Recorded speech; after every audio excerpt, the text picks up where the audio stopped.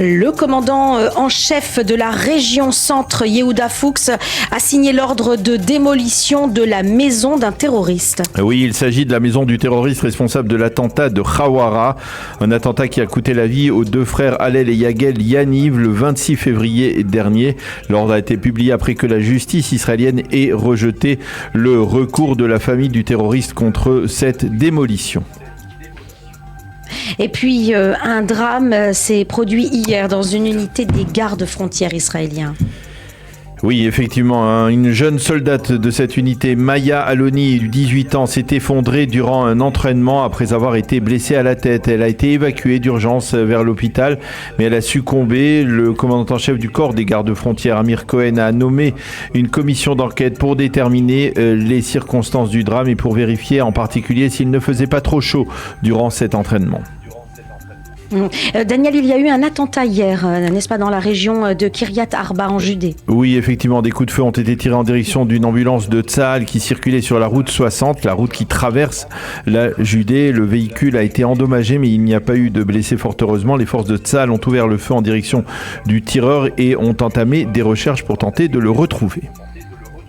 Le président de l'État et le Premier ministre israélien ont tous les deux parlé hier soir au président Erdogan. Oui, effectivement, Yitzhak Herzog et Benyamin Netanyahu ont félicité le président Erdogan pour sa réélection. Ils sont tombés d'accord sur la nécessité de consolider les liens entre Israël et la Turquie. Les trois hautes personnalités ont insisté également sur la nécessité de tout faire pour promouvoir la paix dans la région. Puis sachez également que le président de l'État, Yitzhak Herzog, et son épouse sont envolés ce matin pour une visite historique en Azerbaïdjan à l'invitation du président azéri Halim Aliyev. Au cours de cette visite, il sera question de relations stratégiques entre Israël et l'Azerbaïdjan, qui, rappelons-le, est le voisin direct de l'Iran. Le président Herzog participera également à un événement à l'occasion des 75 ans de l'État d'Israël et il rencontrera la communauté juive de Bakou. Les Américains ne sont pas contents de la réinstallation israélienne dans l'implantation de Homesh et ils le font savoir. Oui, le département d'État américain a publié hier un communiqué dans lequel il condamne l'installation ou le transfert de la yeshiva de Homesh sur des terres domaniales à proximité donc de cette implantation. Il s'agit pour Washington d'une rupture d'engagement pris par le gouvernement israélien. Nous sommes très préoccupés par l'autorisation accordée à la population juive d'établir une présence israélienne permanente à Homesh. Le ministre de la Défense Yoav Gallant n'a pas réagi, mais au sein de l'armée, on affirme que la démarche effectuée avant-hier soir pourrait être assimilée à une sorte de kidnapping.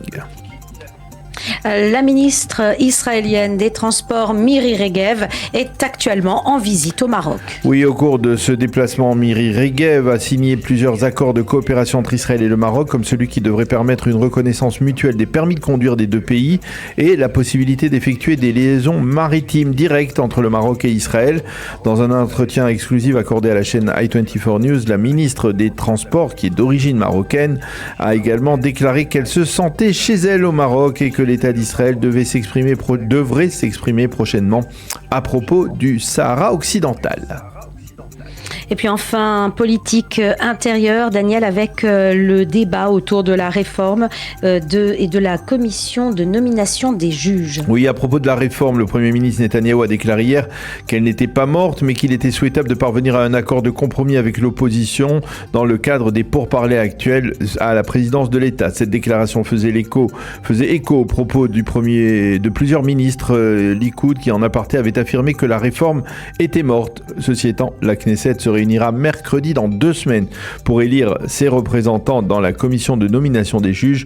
Au Likoud, on fait passer un message clair à l'opposition. Si d'ici là, la loi sur le statut des conseillers juridiques et sur la réduction de la clause de raisonnabilité n'est pas votée, eh bien l'opposition n'aura pas plus qu'un représentant dans cette commission.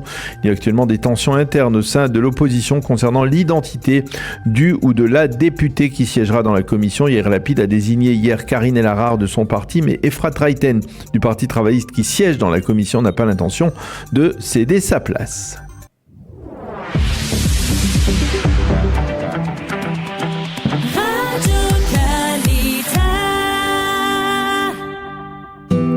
La météo pour compléter ce premier journal de temps, eh bien, il sera ensoleillé, normal pour la saison. Il fera aujourd'hui 24 degrés à Jérusalem, 25 à Tel Aviv et 34 degrés à Eilat.